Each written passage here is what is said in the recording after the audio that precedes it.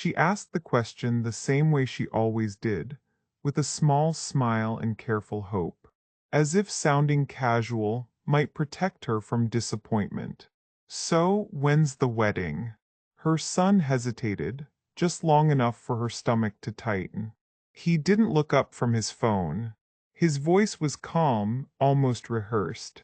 We got married yesterday. The words didn't land right away. They hovered in the air, unreal.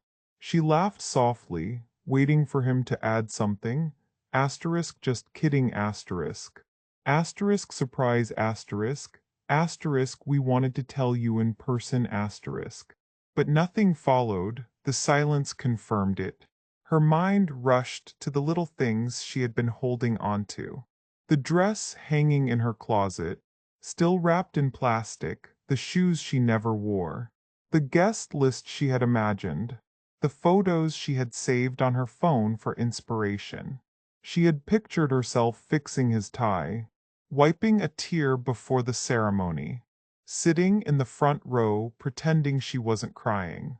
All of it disappeared in a single sentence.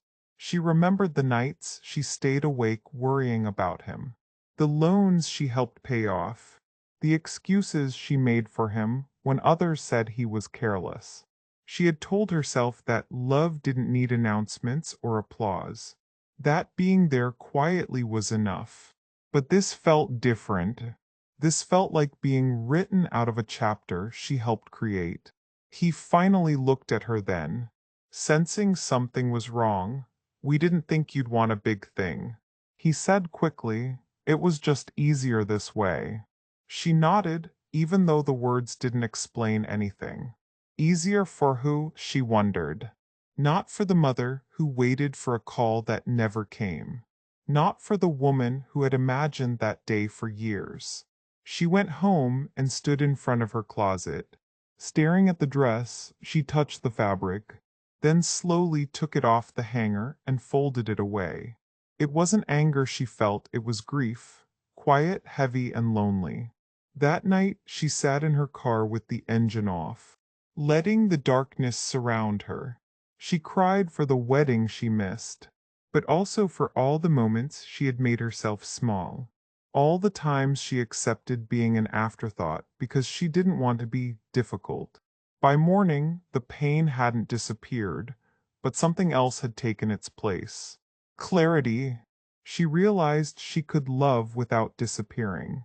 She could care without being invisible.